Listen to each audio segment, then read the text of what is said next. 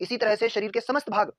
आप ड्राइविंग कर रहे हैं, आप पढ़ाई कर रहे हैं, आप कंप्यूटर चला रहे हैं, आप जीवन का जो भी काम कर रहे हैं, उसका आदेश शरीर को मस्तिष्क से आ रहा है और यदि मस्तिष्क डिस्टर्ब हुआ, तो सब कुछ डिस्टर्ब हो जाएगा।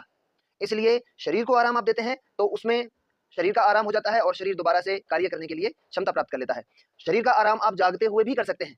लेकिन